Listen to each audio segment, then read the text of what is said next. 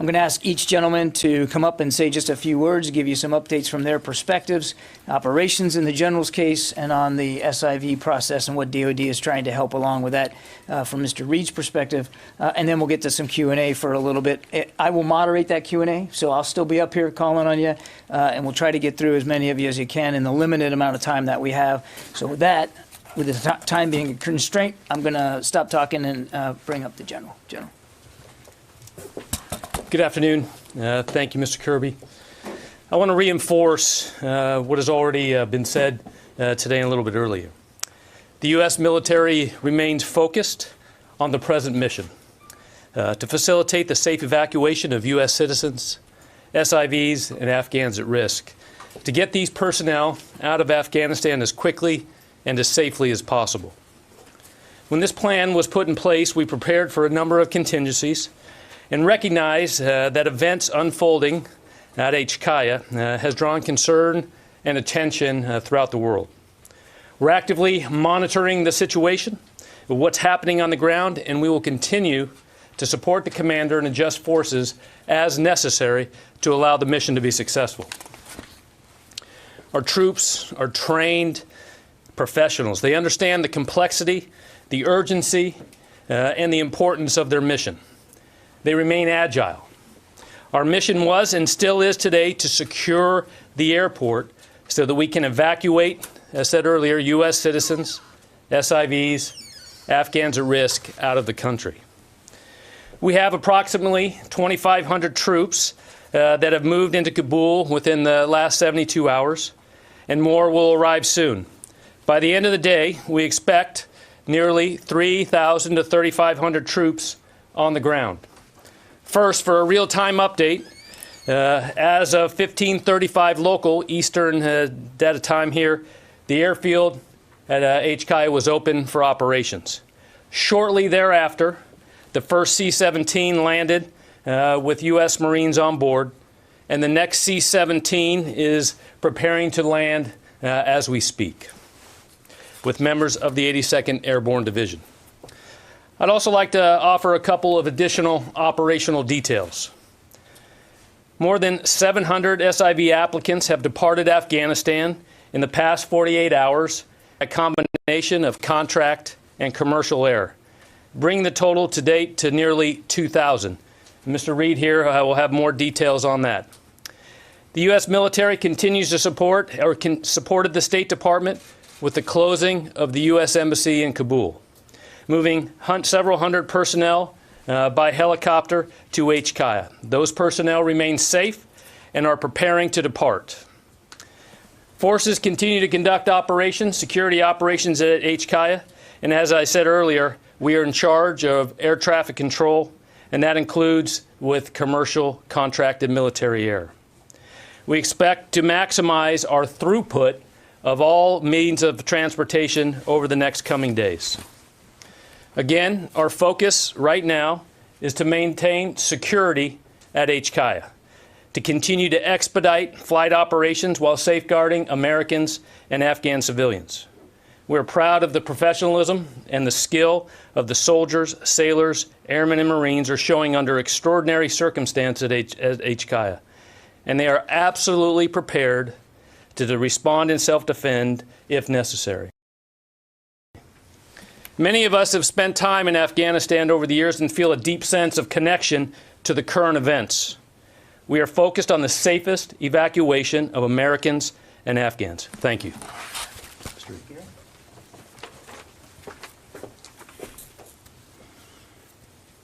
Thank you, General. Thank you, John. Ladies and gentlemen, thank you for taking time today. I'm Gary Reed. I'm the lead for the DoD Crisis Action Group for Afghanistan for matters pertaining to the relocation of refugees and transportation of our embassy staff, Americans, allies, and other partners from Kabul to their onward destinations. Secretary established the Crisis Action Group in early July, and we've been working very closely with the Department of State as a lead agency since that time. Partnered with Department of Homeland Security, our initial focus was to relocate the SIVs, finalize their visas, and resettle them into the United States with the help of our non-governmental organizations. To date, nearly 2,000 Afghans have passed through this process, joining more than 70,000 that have participated in the SIV program since 2005. Our military has done an outstanding job supporting this effort.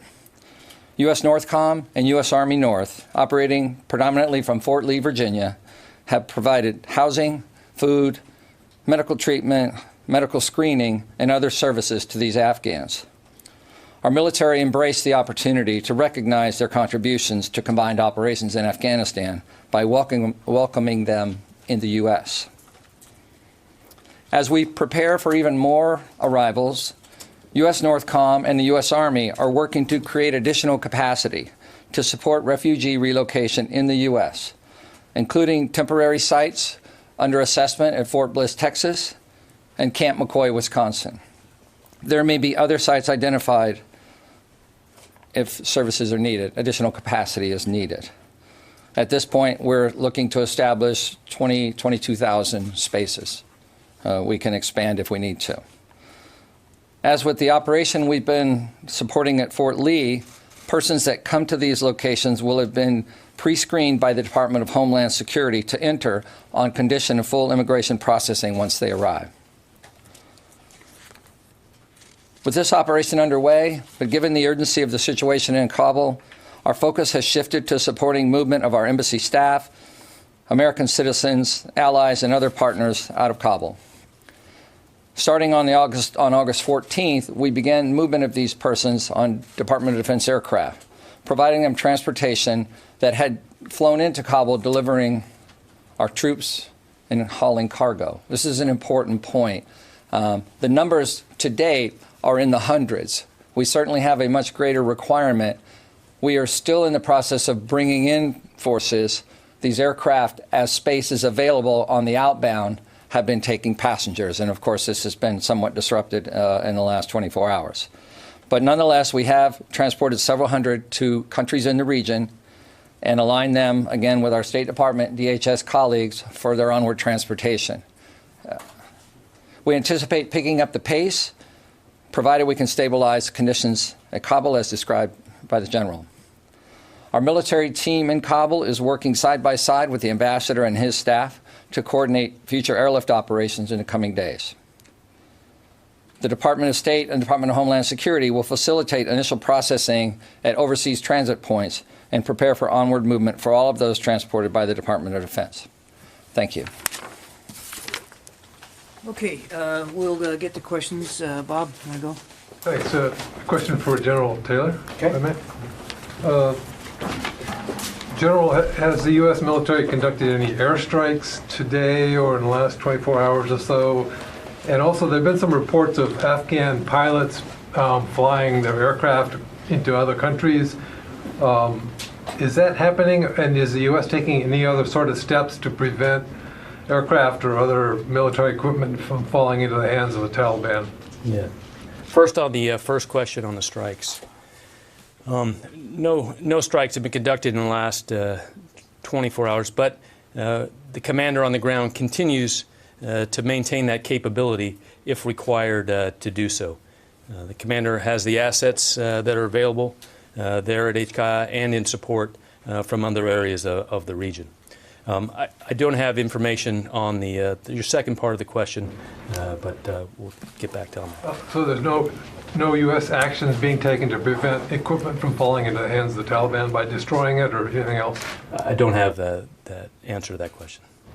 You don't have the answer. Jen.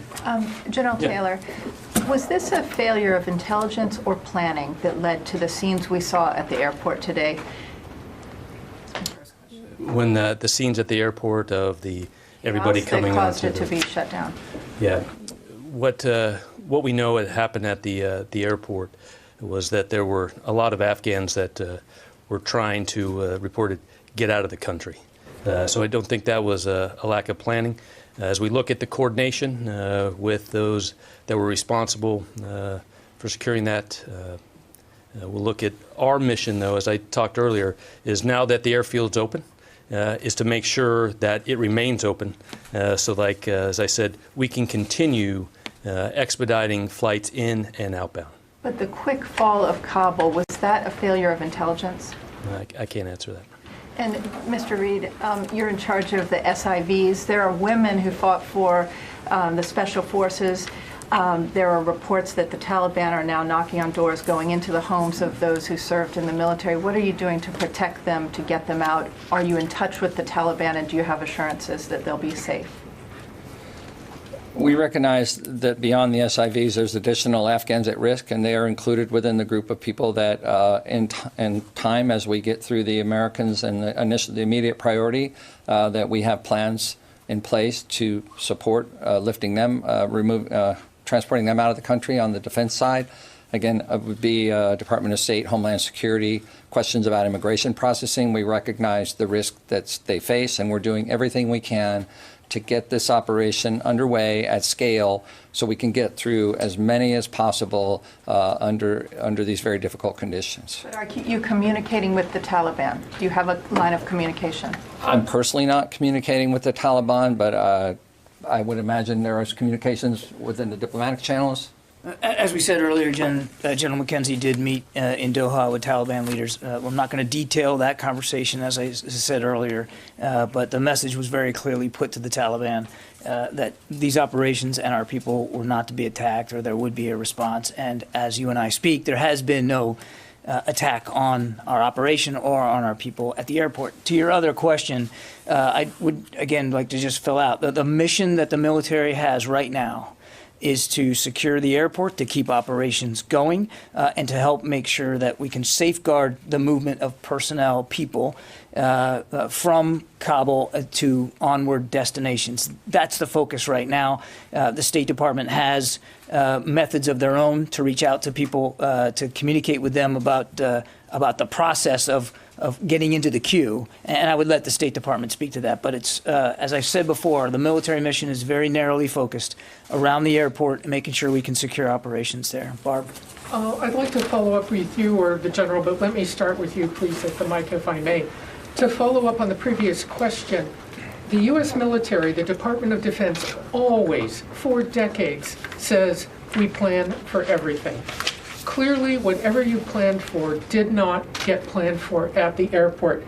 We've now seen a C-17 with more than 600 people sitting on the floor, with the pilot making the decision that he would fly them out anyhow, even though that's an extraordinary number of people. We've seen the world, seen all the scenes at the airport. So my two questions are, what failed in your planning? Because you didn't plan for this. You would not have planned to fly in such dangerous circumstances. And how do you determine where the responsibility lies for this failure? Well, first of all, Barbara, I would take issue with your designation of this operation at the airport as a failure. But let's get back to that in a second. Well, let's get back to that in a second. Yes, we do plan for all manner of contingencies. This is a planning organization, and we do that specifically to try to mitigate risk and to try to be ready for unforeseen circumstances. But it's not a perfect process. Plans are not always perfectly predictive, and as is a well-known military maxim, that plans don't often survive first contact, and you have to adjust in real time. And I think when you look at the images out of Kabul, that would have been difficult for anybody to predict. Yes, we did plan on non-combatant evacuation operations as far back as May. There were drills being done here at the Pentagon to walk through what different non-combatant evacuation operations might look like. There was another one recently done just 2 weeks ago, a tabletop exercise to again examine what a non-combatant evacuation would look like out of the Hamid Karzai International Airport. I mean, specifically at the airport. And we think that those exercises did prepare us in terms of having the resources forward, the Secretary forward deployed troops, including Marines, off of their ship and into Kuwait so that they could be more readily available, as well as other forces in the region. So a lot of what you're seeing transpire, the reason we can be so quick with upwards of 6,000 troops is because we anticipated the possible need to do this. Now, could we have predicted every single scenario and every single breach around the perimeter of the airport with only a couple of thousand troops on the ground? absolutely, there are changes that happen. So plans are terrific, and we take them seriously, but they are not and never have been perfectly predictive. When you practice this, was one of the scenarios a complete Taliban takeover of the capital? There was certainly, as you do exercises, I don't want to go into too much detail here on these, but it would certainly be wrong to conclude that the United States military did not view as a distinct possibility that the Taliban could overrun the country and including Kabul. Now, as we've talked about here many times, it happened very fast. And one of the things that we couldn't anticipate and didn't anticipate was the degree to which Afghan forces capitulated, sometimes without a fight. But the president said that he did not see that happening. Did you tell the president that you thought it was a possibility the country would be overrun? We won't speak to advice and counsel that our leaders here in the Pentagon give to the president. What I can tell you is that in the planning that we've done and in the exercises and drills we ran, we certainly ran them against the possibility that the Taliban would make significant gains throughout the country. Yes, absolutely. Carla. Speaking of the images we've been seeing at the airport, a U.S. official has told VOA that there's an investigation currently underway about multiple civilian deaths when a C-17 took off from the airport. What more can you tell us about that investigation, and can you confirm the number of deaths? I can't confirm that reporting, Carla, so, I mean, you're getting information that I don't have, but it wouldn't surprise me in the least that commanders would be taking a look at what happened this morning with respect to the C-17, and I won't get ahead of that process. There will be, you can expect that we will take a look at this to see what happened and what we can learn from it in the future. That is absolutely consistent, and it wouldn't surprise me at all if there was, in fact, a formal investigation, but I just can't confirm that right now. Looking at the images, was the U.S. too late to bring in the number of troops that it brought in? Did the decision come too late? We flowed these forces in as fast as we possibly could, and it was aided, in fact, by the pre-positioning that was done in previous weeks. I mean, you all reported yourselves about the Iwo Jima, the Navy ship from which these Marines were based, being extended for a couple of weeks by Secretary Austin. That was a decision he made several weeks ago because it was all part of the contingency planning for the need to maybe do some evacuations. To make that even faster, we moved those Marines ashore, and we saw the benefit now. Those Marines were the first ones on scene. So it was something that we absolutely had thought about. And one last question, and this can be for you or the general. You've spoke from the podium over the last several days many times saying that the Afghan Air Force was conducting more airstrikes against the Taliban than the U.S. was. My question is, why was that? Why didn't the U.S. conduct more strikes against the Taliban in these final days? Yeah, Carla, I think, Monday morning quarterbacking here now, I mean, it isn't, I don't think, a helpful exercise. But as we said from a while ago, that as our resources and capabilities in the region dwindled because of the drawdown, we were ordered to draw down by the end of August. And we were nothing but honest about the speed with which we had to do that, because speed is safety. We wanted to make sure we did this quickly. And a drawdown means a drawdown. And it's not just about boots on the ground. The drawdown is about capabilities and resources in the region as we wrapped up our advise and assist and combat missions in Afghanistan, which meant we had fewer airplanes, fewer strike capabilities in the region as we continued to draw down. And again, we were very transparent about the fact that we would conduct airstrikes in support of the Afghans where and when feasible, fully cognizant of the fact that it wasn't always going to be feasible on every day and in every place. But the Afghan Air Force is indigenous, and they are in the country, and they did maintain their presence. And there were days where they flew easily twice as many strikes as we did, and they were able to often get on scene quicker because they were already there and because they had tangible connections to their troops in the field. It also is a healthy reminder, something that I think we forget, that in the last year and a half, Afghans were in the lead of almost all, literally all, but just about almost all of their operations on the ground. I mean, the advise and assist mission was still there, but they were very much in the lead of their own operations and coordinating with their Air Force. Sylvie. I have a question for Mr. Reid. Okay. You said earlier that your crisis action group for Afghanistan was set up in early July. That's right. The decision of President Biden to end the war was taken in mid-April. Why did it take so long to create a group to take care of your Afghan allies? The Department of Defense enters into this in support of the State Department. And the State Department has, for many years, as you know, executed the SIV program. The addition of the U.S. military support to that program was new, and it was generated by guidance to try to accelerate and help the process due to the time delays inherent within getting them through. So we were asked by the State Department to provide support to their operation. That's not a suggestion that that is when SIVs became a priority for the government. That has been for many years. It was just the contributions that the Defense Department could make using our installations in the United States as an example, where we could do this in a very orderly setting, free of distractions, without them coming individually or scattering to multiple locations. We could centralize the resources and contribute our resources, our logistics, our medical personnel. Fort Lee, Virginia is the center of excellence for Army logistics. So it was a good example of how we could use our resources to support a program that we all wanted to see continue and accelerate and help as many folks out as we could because, you know, we value what they did for us and we want to be reciprocal in that regard. So do we have to understand that this group was created because of the slowness of the process at the State Department? No, that's not what I said. It is a long process. And to the extent that the addition of DoD resources and support could make it, again, about bringing them all together.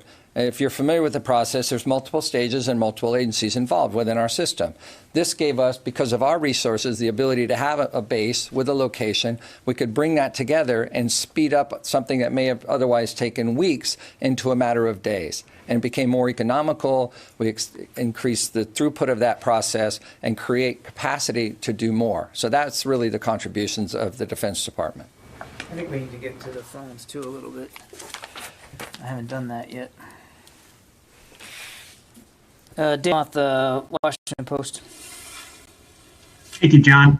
To drill down a bit on the flights out that we've seen on video, my colleagues at Defense One have reported there were in excess of 600, perhaps 640 people on a C-17 flying out. And you also took a question this morning in your first briefing and said you'd try to get back to us on it. There appeared to be 2 people that fell from that aircraft, likely to their death. Can you confirm those things? Thank you.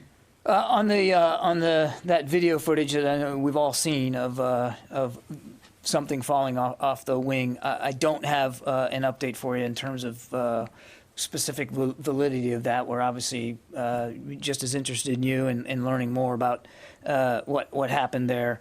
And on the first question about the C-17 with, you know, fully loaded, again, I don't have any additional information about that particular aircraft and that particular flight, but you know, we'll continue to try to dig down and see if there's more information that can be had about that. It's obviously difficult from 8,000 miles away to have perfect knowledge about everything that's going on the ground over there. But again, we're working hard to secure to keep the airport secure and keep these operations now sustained now that they're back on track. Nazira. Thank you so much, John. As you know, I'm from Afghanistan, and I'm very upset today because Afghan women didn't expect that overnight all the Taliban came. They took off my flag. This is my flag. And they put their flag. Everybody is upset, especially women. And I forgot my question. What do you ask? Where is my president, former President Ghani? People expected that he bye-bye with the people. And immediately he ran away. We don't know where is he. And we don't have a president. President Biden said that President Ghani, no, he has to fight for us people. They have to do everything, and we were able to financially help them. But we don't have any president. We don't have anything. Afghan people, they don't know what to do. Women has a lot of achievement in Afghanistan. I had a lot of achievement. I left from the Taliban like 20 years ago. Now we go back to the first step again. Do you have any comment? Where is our president? Ghani? He should answer to Afghan people. Well, I obviously can't speak for Ashraf Ghani or where he is or what his views are. I wouldn't do that. But let me say with all respect that I understand, and we all understand, the anxiety and the fear and the pain that you're feeling. It's clear and it's evident. And nobody here at the Pentagon is happy about the images that we've seen coming out in the last few days. And we're all mindful of the kind of governance that the Taliban is capable of. So, you know, heartfelt respect to what you're going through, and we understand that. A lot of us have spent time in Afghanistan. The general mentioned that everything that you're seeing in the last 48, 72 hours is personal for everybody here at the Pentagon. We too have invested greatly in Afghanistan and in the progress that women and girls have made politically, economically, socially, and we certainly do understand and we do feel the pain that you're feeling, probably not to the same extent. We're focused right now on making sure that we do the best we can for those Afghans who helped us. And to Sylvie's point, when she was talking to Gary, yes, the action group got stood up in July, but you can go back to the spring and hear the secretary himself talk about interpreters and translators and the sacred obligation that we know that we have to them. And so in this moment, on this day, now that the airport is open again, we are going to be focused on doing what we can to honor that obligation to all those who help make all that progress possible, because by helping us, they helped us help you, and we take that very, very seriously. And again, I'm sorry for your pain. I truly am, and I know that the general and Gary share that as well.